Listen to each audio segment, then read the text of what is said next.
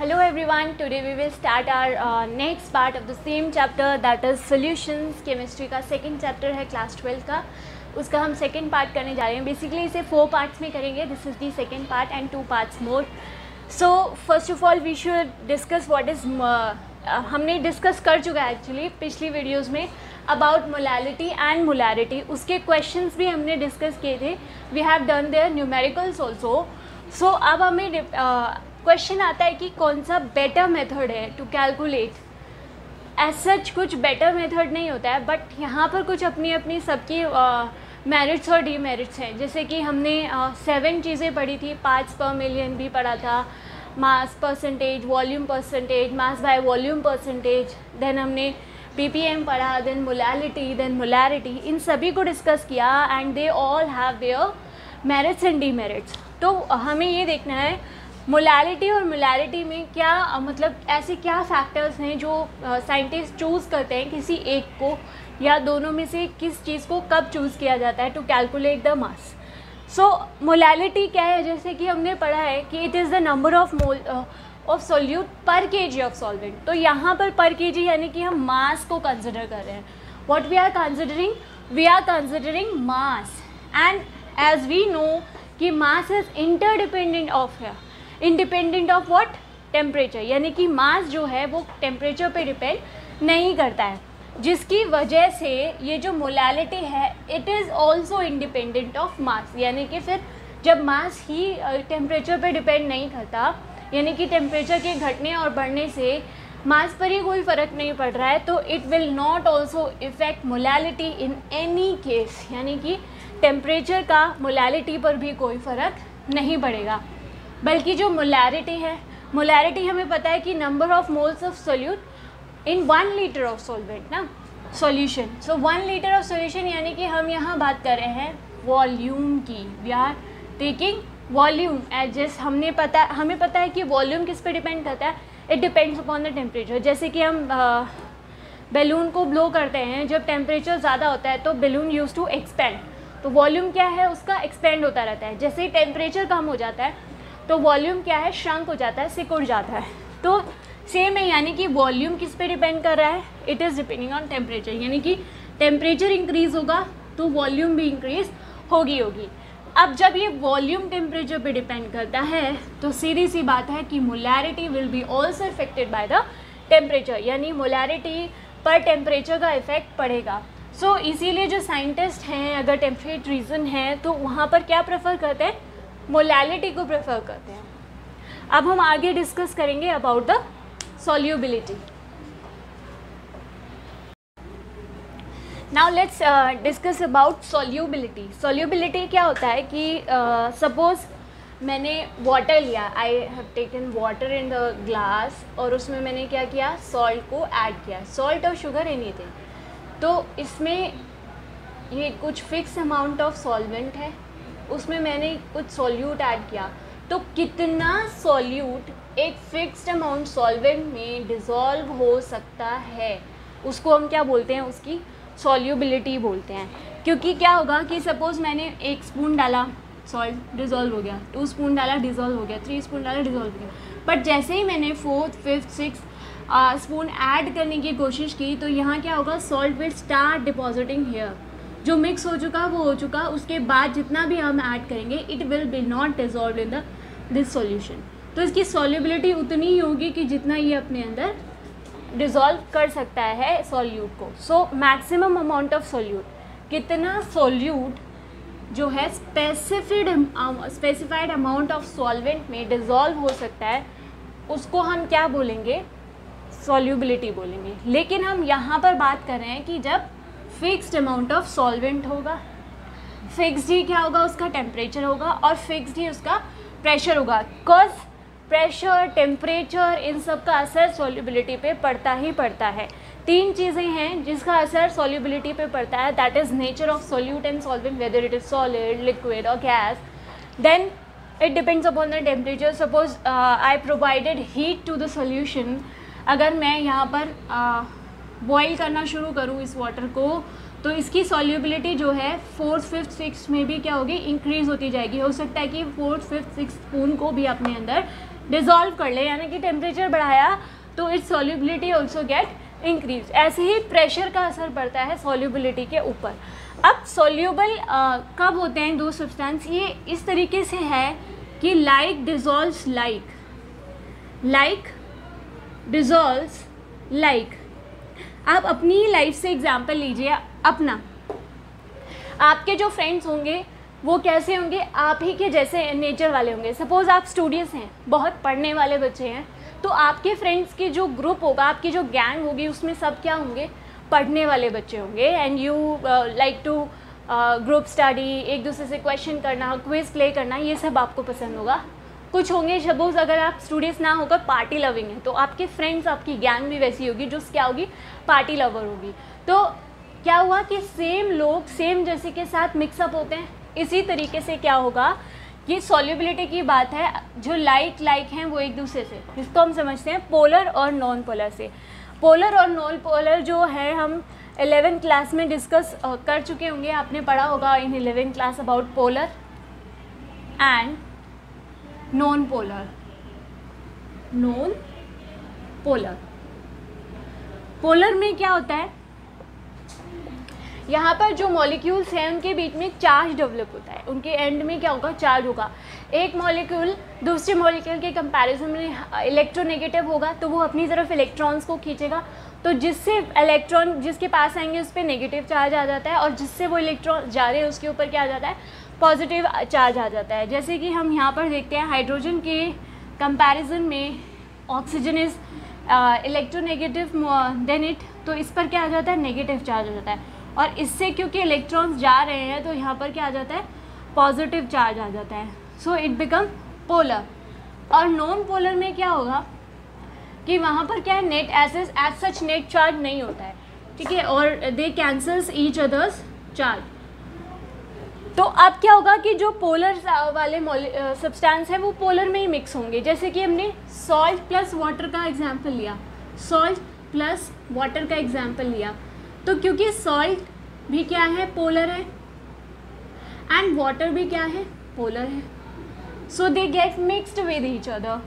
तो ये दो पोलर ने एक दूसरे में मिक्स हो गया। लेकिन आप सपोज करिए कि मैंने ऑयल ऐड कर दिया, suppose I added oil into a glass of water, oil plus water, आप क्या देखेंगे, जैसे ही आपने इस ग्लास ऑफ वाटर में ऑयल ऐड किया, क्या किया, ऑयल, तो उसने यहाँ पर सरफेस बनानी, यहाँ पे येलो येलो गोल्डन सरफेस बन जाती है, ऑयल क्या ऊपर ही रह जाता है। तो क्योंकि ऑयल क्या है, नॉन पोलर है, oil is non polar and water is polar, तो कभी भी क्या होगा, नॉन पोलर पोलर के साथ मिक्स नहीं करेगा, but polar will mix with each other. लेकिन इसी ऑयल को when you added oil into a ethanol, suppose यहाँ पर वाटर ना होकर क्या है, इथेनॉल है, इथेनॉल यानी कि अल्कोहल है, तो ऑयल और ये क्या है, एक दूसरे में मिक्सअप हो जाएंगे अच्छे से, दे विल मिक्स, क्योंकि ऑयल क्या है, नॉन पोलर है, और इथेनॉल भी क्या है, नॉन पोलर है।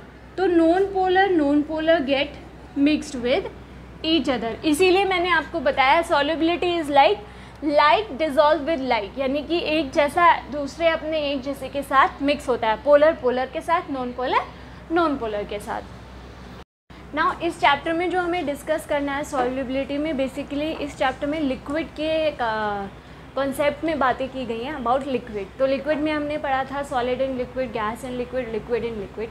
तो let's discuss the solid in liquid. अब क्या होता है कि जब हम किसी सॉलिड को किसी सॉल्वेंट में ऐड करते हैं, लिक्विड सॉल्वेंट में ऐड करेंगे, तो कुछ सॉल्यूट क्या हैं, वो डिज़ोल्व हो जाते हैं और उनके अंदर जो उस चीज़ का कंसंट्रेशन है वो बढ़ जाता है, और इसी प्रोसेस को हम क्या बोलते हैं, डिज़ोल्यूशन। जैसे कि सपोज़ वही एग्जांपल, एक ग्लास ऑफ वाटर लेना है, उसमें आपको सॉल्ट या शुगर ऐड करना है। आप जो इसमें ये सॉल्ट यानी कि सॉलिड को इस सॉल्वेंट यानी वाटर में ऐड करेंगे, तो सॉल्ट का कंसंट्रेशन क्या होगा, वाटर के अंदर सॉल्ट डाला आपने, मिक्स किया उसको, तो क्या हो गया, सॉल्ट का जो कंसंट्रेशन है सॉल्वेंट के अंदर वो क्या हो गया है, इंक्रीज़ हो गया है, कंसंट्रेशन ऑफ सॉल्ट इंक्रीजेज, यानी कि सॉल्यूट का सॉल्वेंट में डालना और उसका वहाँ पे कंसंट्रेशन इंक्रीज होना, डिज़ोल्व होकर, it is known as dissolution. क्या, when solid is added to the solvent some solutes dissolve and its concentration in the solution increases, और इसी प्रोसेस को क्या बोला गया, डिसोल्यूशन। लेकिन एक केस ये आता है कि जब कुछ सॉल्व के जो पार्टिकल्स हैं वो दूसरे पार्टिकल के साथ कोलाइड होकर सॉल्यूशन से बिल्कुल सेपरेट हो जाते हैं, जैसे कि मैंने आपको बताया जब क्या होता है कि और सॉल्ट ऐड नहीं हो सकता है, उस केस में क्या होगा कि जैसे कि सपोज़ एक स्टूडियस बच्चों का ग्रुप है और उसी में पार्टी लविंग बच्चों का ग्रुप है, तो पार्टी लविंग बच्चे क्या करेंगे, एक दूसरे के साथ मिक्सअप होके वहाँ से एक अलग गैंग बना लेंगे। तो इसी तरीके से क्या हो रहा है कि जो सॉल्ट पार्टिकल्स हैं, कुछ सॉल्ट पार्टिकल्स जब इसमें ऑलरेडी मिक्स हो चुके हैं और ऐड करने के बाद वो पार्टिकल्स क्या हैं, ग्रुपिंग करते हैं और कोलाइड होकर सॉल्यूशन से बिल्कुल सेपरेट हो जाते हैं। तो solute particles collide with other solutes and get separated out of the solution, और इसी प्रोसेस को हम क्या बोलते हैं, crystallisation. Now what is dynamic equilibrium. अब इसी सॉल्युबिलिटी से यानी कि डिसोल्यूशन और क्रिस्टलाइजेशन से एक टर्म रिलेटेड है, that is dynamic equilibrium. Suppose जब डिसोल्यूशन भी उतना ही हो रहा है एंड क्रिस्टलाइजेशन भी उतना ही हो रहा है, यानी कि सपोज एक ग्रुप है, उसमें कुछ पार्टिकल्स हैं या मान लो कुछ लोग हैं, तो उसमें अगर आने वाले भी लोग उतने ही हैं और जाने वाले लोग भी उतने ही हैं, तो क्या होगा, ये कंसंट्रेशन सेम बना रहेगा, इसमें कोई डिस्टर्बेंस नहीं होगी, यानी कि जितने आए हैं उतने ही चले गए हैं, कंसंट्रेशन सेम होगा, कोई डिस्टर्बेंस नहीं होगी। और इसी चीज़ को हम क्या बोलेंगे, डायनेमिक इक्विलिब्रियम। इसको डायनेमिक इक्विलिब्रियम क्यों बोला गया, क्योंकि नथिंग इज स्टैटिक, यानी कि कुछ भी रुका हुआ नहीं है, एवरीथिंग इज मूविंग, यानी कि मूवमेंट कंटिन्यूस है, आ भी रहे हैं एंड जा भी रहे हैं, तो मूवमेंट हो रहा है, that is why it is dynamic equilibrium. जैसे कि एट दिस स्टेज क्या होता है, कंसंट्रेशन ऑफ सॉल्यूट का जो कंसंट्रेशन है सॉल्यूशन के अंदर, इट विल रिमेन कांस्टेंट, यानी कि सेम रहेगा।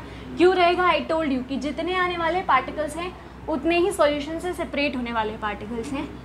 किस कंडीशन में, जब टेम्परेचर और प्रेशर स्पेसिफिक हो, कांस्टेंट हो। जैसे कि अगर सॉल्यूट प्लस सॉल्वेंट क्या करता है, सॉल्यूशन बनाता है, तो इसी सॉल्यूशन से we can get solute separated and solvent separated. तो ये क्या हो गया, एक डायनेमिक इक्विलिब्रियम प्रोसेस होता है। Now let us discuss कि what is saturated and what is unsaturated solution। Saturated solution वो होता है जब किसी भी सॉल्यूशन में और ज़्यादा सॉल्यूट जो है हम ऐड ना कर सके, तो और शर्त क्या होनी चाहिए, टेम्परेचर और प्रेशर शुड रिमेन सेम। तो जब और सॉल्यूट नहीं ऐड कर सकते at the same temperature and pressure, it is known as saturated solution. और जब हम और सॉल्यूट ऐड कर सकते हैं, मतलब अभी भी कैपेबिलिटी है उस सॉल्वेंट की टू डिज़ोल्व मोर सॉल्यूट, तो हम उस सॉल्यूशन को क्या बोलेंगे, unsaturated solution. So when no more solute can be dissolve at same temperature and pressure, it is saturated.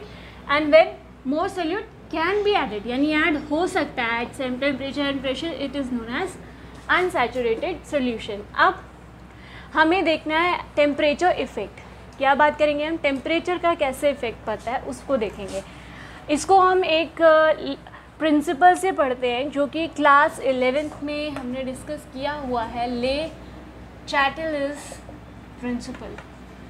ये प्रिंसिपल क्या कहता है कि सपोज कोई भी सॉल्यूशन इज एट इक्विलिब्रियम, तो अगर उसके पास कोई डिस्टर्बेंस आ रहा है तो सिस्टम कहाँ मूव करेगा, जहाँ उसका इक्विलिब्रियम बना रहे, यानी कि वो किसको उसकी तरफ नहीं जाएगा, डिस्टर्बेंस की तरफ। वो सिस्टम कहाँ मूव बना रहेगा, जहाँ पर उसका इक्विलिब्रियम बना रहे, और वो उस चेंज को जो उसके पास आ रहा है उसको क्या करेगा, अपोज करेगा, अपोज करने की कोशिश करेगा और अपना इक्विलिब्रियम बना कर रखेगा। उसी को हम क्या बोलते हैं, ले चैटलियस प्रिंसिपल। इसी से दो चीज़ें हमें डिस्कस करनी है कि अगर डिसोल्यूशन क्या होगा, if dissolution is endothermic, if dissolution is endothermic, क्या होगा, एंडोथर्मिक होगा। एंडोथर्मिक मतलब जब सॉल्यूशन क्या करता है, हीट एब्जॉर्ब करता है। एंडोथर्मिक और एक्सोथर्मिक तो I think we have discussed in 10th class also कि एंडोथर्मिक क्या होगा, जब हीट एब्जॉर्ब हो रही है तो उसको हम क्या बोलते हैं, एंडोथर्मिक। तो जब डिसोल्यूशन क्या होगा, एंडोथर्मिक होगा।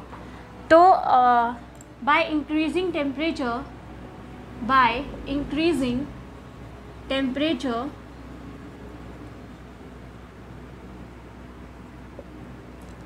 dissolution increases, dissolution increases।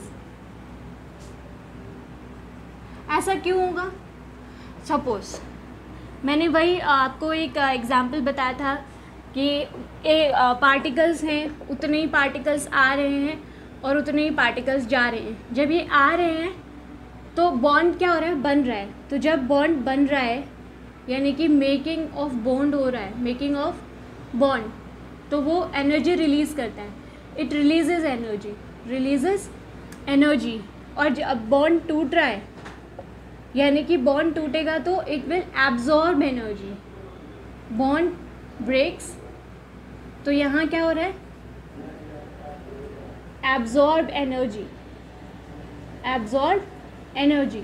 तो इस केस में क्या हो रहा है, द प्रोसेस एंडोथर्मिक, यानी कि हीट को एब्जॉर्ब किया जा रहा है। इसका मतलब क्या हो रहा है कि जो बॉन्ड है वो टूट ज़्यादा रहे हैं। अब टूट ज़्यादा रहे हैं तो it will ask for more energy, so endothermic है। बॉन्ड ब्रेक होगा जब वो हीट एब्जॉर्ब कर रहे हैं। तो अब इस सॉल्यूशन के अंदर क्या ज़रूरत है, ज़्यादा एनर्जी की ज़रूरत है। तो वो एनर्जी हम उसे टेम्परेचर इंक्रीज़ करके देंगे। जैसे ही हम टेम्परेचर इंक्रीज़ करेंगे तो पार्टिकल्स को एनर्जी मिलेगी और वो क्या होंगे, सॉल्यूशन से सेपरेट होते जाएंगे। जितना वो सॉल्यूशन से सेपरेट होंगे ये उसके डिसोल्यूशन को और बढ़ाएंगे। यानी कि उससे अगर पार्टिकल सेपरेट हो रहे हैं तो जो डिज़ोल्व होने की कैपेसिटी है वो क्या होगी, बढ़ती चली जाएगी। ये कब होगा, जब प्रोसेस एंडोथर्मिक होगा। एंडोथर्मिक में क्या होगा कि बॉन्ड ब्रेक हो रहे हैं, दे नीड एनर्जी। हमने टेम्परेचर को इंक्रीज़ किया, उन्हें एनर्जी मिली, बॉन्ड ब्रेक हुए, वो सॉल्यूशन से सेपरेट हुए तो सॉल्यूशन को और टाइम मिल गया, क्या और कैपेसिटी मिल गई कि वो और डिज़ोल्व कर सके पार्टिकल्स को। तो ये होता है एंडोथर्मिक में। अब देखते हैं कि एक्सोथर्मिक में क्या होता है। अब क्या हो रहा है, डिसोल्यूशन प्रोसेस इज, यहाँ पे आप प्रोसेस ऐड कर लेंगे। If the dissolution process is exothermic, अब क्या होगा, एक्सोथर्मिक। एक्सोथर्मिक मीन्स हीट क्या होगी, रिलीज होगी, हीट इज रिलीजिंग। अब हीट कब रिलीज होती है, अब इसमें बाय इंक्रीजिंग टेम्परेचर, यानी कि बाय इंक्रीजिंग टेम्परेचर अगर हम यहाँ का टेम्परेचर को क्या बढ़ा देते हैं उस टाइम यहाँ पर क्या होगा, द डिसोल्यूशन डिक्रीजेस। यहाँ क्या हो जाएगा, डिक्रीज हो जाएगा, यानी कि कम हो जाएगा। क्यों हो जाएगा कम, देखिए हमने क्या सीखा अभी कि जब बॉन्ड मेकिंग होता है, बॉन्ड मेकिंग हो रहा है तो यहाँ पर एनर्जी क्या हो रही है, रिलीज़ हो रही है। Energy is releasing, energy is releasing. जब एनर्जी रिलीज़ हो रही है इसका मतलब ज़्यादा बॉन्ड बन रहे हैं। अगर हमने यहाँ पर और टेम्परेचर बढ़ा दिया और एनर्जी दे दी, भाई जब उसके अंदर पहले से ही इतनी एनर्जी है, it will not accept energy. अब उसे और एनर्जी चाहिए ही नहीं, क्योंकि और एनर्जी मिलेगी तो उतने ही बॉन्ड बनेंगे। अगर उतने ही बॉन्ड बनेंगे तो मतलब पार्टिकल्स ऐड हो रहे हैं, तो सेपरेट होने वाला प्रोसेस क्या हो रहा है, कम हो रहा है। लेकिन इसको अगर हम इंक्रीज़ कर देते हैं तो पार्टिकल्स क्या बन रहे हैं, इससे क्या होगा, उसका डिसोल्यूशन क्या है वो कम हो जाएगा, यानी कि डिक्रीज़ हो जाएगा। जैसे कि हमने ले चैटलर्स प्रिंसिपल से क्या सीखा कि वो अपने स्टेट को बनाए रखना चाहता है, तो अब वो हीट आने के लिए उसको अपोज करेगा, बिकॉज इट वांट कि मैं उसी स्टेट में रहूँ जिस स्टेट में हूँ। तो ये था टेम्परेचर का इफेक्ट कब, एंडोथर्मिक एंड एक्सोथर्मिक। इसको हमने किससे समझा, ले चैटलर्स प्रिंसिपल से।